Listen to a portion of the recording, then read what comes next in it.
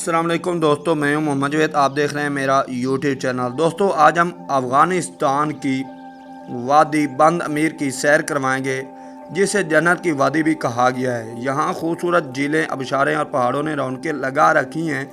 یہ بند امیر جھیل کیوں مشہور ہے؟ آخر طالبان کا دل اسے کیوں کہا جاتا ہے؟ یہاں لوگ بڑی تعداد میں کیوں آتے ہیں؟ یہ اتنی خوبصورت ہونے کی وجہ سے دنیا میں مشہور کیوں ہے؟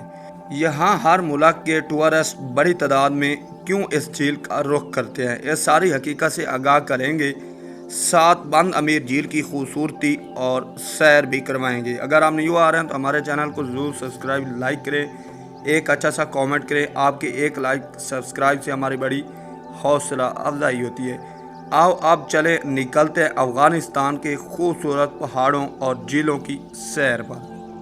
بند امیر افغانستان کے صوبہ بامیان میں واقع ایک خوبصورت اور قدرتی جھیلوں کا سلسلہ ہے۔ اس مقام کی تاریخ، قدرتی حسن اور ثقافتی اہمیت کی وجہ سے پوری دنیا میں بہت اہم ہے۔ بند امیر کو افغانستان کی پہلی نیشنل پارک یا قومی پارک کا درجہ 2009 میں دیا گیا۔ بند امیر کا تعلق کئی تاریخی اور مذہبی روایات سے جڑا ہوا ہے۔ کہا جاتا ہے کہ یہ جھیلیں حضرت علی رضی اللہ عنہ کے معجزے کے طور پر وجود میں آئیں۔ بعض روایات کے مطابق حضرت علی رضی اللہ عنہ نے پہاڑ کو ضرب ماری تھی، جس کی وجہ سے پانی پھوٹ پڑا اور یہ جھیلیں بن گئیں۔ اسی وجہ سے یہاں ایک مشہور جھیل جس کا نام بند علی رکھا گیا ہے۔ سائنسی لحاظ سے یہ جھیلیں قدرتی طور پر چونے کے پتھر کی تشکیل سے وجود میں آئیں، جو زیر زمین چشموں کے پانی سے جھیلوں کی شکل میں باہر نکلتا ہے اور پانی کو روکتا ہے۔ بند امیر افغانستان کے ہزارہ برادری کے لیے بھی اہم مذہبی اور ثقافتی مقام ہے۔ ہر سال گرمیوں میں یہاں زائرین اور سیاح بڑی تعداد میں اس جھیل کا رخ کرتے ہیں۔ بند امیر کی جھیل نیلے اور شفاف پانی کی وجہ سے مشہور ہے۔ یہ مقام نہ صرف سیاحت کے لیے مشہور ہے بلکہ ماحولیات کے لحاظ سے بھی ایک نایاب قدرتی خزانہ ہے۔ بامیان افغانستان کا ایک تاریخی، ثقافتی، جغرافی لحاظ سے ایک اہم صوبہ ہے۔ یہ صوبہ مرکزی افغانستان میں واقع ہے اور ہزارہ جات کے علاقہ کا مرکزی حصہ سمجھا جاتا ہے۔ اس کی تاریخ ہزاروں سال پرانی ہے۔ اس میں کئی تہذیبوں کے آثار ملتے ہیں۔ بامیان کا شمار قدیم صوبوں میں ہوا کرتا تھا۔ یہ مشرق و مغرب کے درمیان تجارتی اور ثقافتی تبادلے کا مرکز تھا۔ یہاں بدھ مت کا غلبہ تھا۔ اس کی سب سے بڑی علامت بدھ مت کے مجسمے تھے، جو چٹانوں کو تراش کے بنائے گئے تھے۔ یہ مجسمے تقریباً 6ویں صدی عیسوی میں بنائے گئے تھے۔ 7ویں صدی عیسوی اور 8ویں صدی عیسوی میں جب اسلامی فتوحات کا آغاز ہوا تو بامیان بھی اسلام کے دائرہ میں آ گیا۔ بدھ مت کا خاتمہ ہوا اور یہاں مسلمان سلطنت کا قبضہ قائم ہوا۔ مغل بادشاہوں کا بھی کچھ اثر رہا ہے، خاص طور پر بابر دور حکومت میں۔ بامیان افغانستان کی مرکزی حکومت کے تحت رہا ہے، مگر یہ صوبہ اکثر نظر انداز کیا گیا ہے، ترقی کے لحاظ سے پیچھے رہ گیا ہے۔ 2001 میں طالبان نے بامیان کے عظیم بدھ مت مجسمہ تباہ کر دیے تھے، جس پر عالمی سطح پر شدید رد عمل آیا۔ اس کے بعد اقوام متحدہ اور دیگر اداروں نے اس علاقے کی حفاظت اور ثقافتی ورثے کی بحالی کی کوشش شروع کی۔ 2004 میں بامیان کو باقاعدہ طور پر ایک الگ صوبے کا درجہ دیا گیا۔ بامیان کی اکثریت آبادی ہزارہ قوم پر مشتمل ہے، جس کی زبان ہزارگی ہے۔ یہاں کی ثقافت اور موسیقی، لباس اور طرز زندگی ہزارہ قوم کی روایتی رنگوں سے بھرپور ہے۔ دوستو اگر بات کریں اس کی کل آبادی کی تو بامیان کی کل آبادی 2024 میں تقریباً 5,31,344 افراد پر مشتمل تھی۔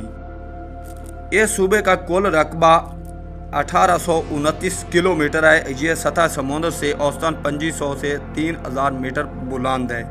اس صوبہ میں ٹوٹل 7 اضلاع ہیں، لیکن دارالحکومت شہر بامیان جس کی آبادی 70,000 کے قریب ہے۔ غزنوی اور غوری سلطنت میں بامیان کو کئی بار حملوں اور تباہیوں کا سامنا کرنا پڑا، لیکن اس کے باوجود یہ ایک علمی اور ثقافتی مرکز رہا۔ اس وقت افغانستان کے اس صوبہ میں ہزارہ قوم کی اکثریت ہے۔ اس کے علاوہ اور بھی قبیلے اور قومیں مختلف علاقوں میں آباد ہیں۔ بامیان میں ہزارہ قوم کی اکثریت جو شیعہ مسلک سے تعلق رکھتے ہیں۔ دوستو اگر ہم بات کریں ہزارہ قبیلہ کی شادیوں کی تو ہزارہ قبیلہ کی شادیاں اور افغانستان کے دیگر قوموں کی نسبت ایک منفرد اور روایتی انداز رکھتی ہیں۔ ان میں روایتی رسم و رواج، خاندان کی عزت، مذہب، ثقافت کا گہرا اثر ہوتا ہے۔ یہاں منگنی کو شرینی کہا جاتا ہے جس کا مطلب مٹھائی کھانا۔ اس موقع پر مٹھائی اور چھوٹے تحفے لڑکی کے خاندان کو دیے جاتے ہیں۔ بعض اوقات انگوٹھی کا تبادلہ بھی ہوتا ہے۔ شادی سے ایک دن پہلے دلہن کے ہاتھ پر مہندی لگائی جاتی ہے اور روایتی ہزارگی گانے گائے جاتے ہیں۔ نکاح شیعہ عالم دین کے زیر پرستی ہوتا ہے۔ ولیمے کا اہتمام دولہا کے خاندان کی طرف سے ہوتا ہے جس میں بڑی تعداد میں مہمان شریک ہوتے ہیں۔ دوستو شادی کے بعد کھانے کا خاص انتظام کیا جاتا ہے جس میں مہمانوں کے لیے مختلف قسم کے کھانے تیار کیے جاتے ہیں جو کہ افغانستان کی ہزارہ برادری کی ایک پہچان ہے۔ تو اس کے بعد لوگ اپنے گھروں کو روانہ ہوتے ہیں۔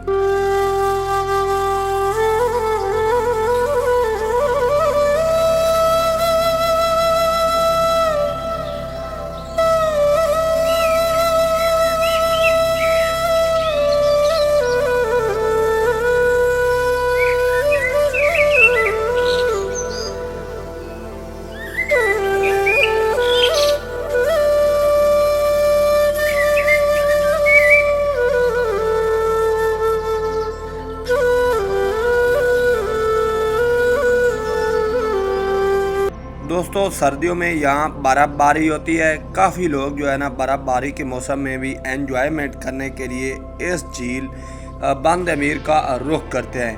تو دوستو امید ہے آپ کو یہ ہماری چھوٹی سی کاوش پسند آئی ہوگی۔ اگر پسند آئی ہوگی تو ضرور ہمارے چینل کو لائک سبسکرائب کریں۔ نیکسٹ ویڈیو لے کر حاضر ہوں گے، تب تک کے لیے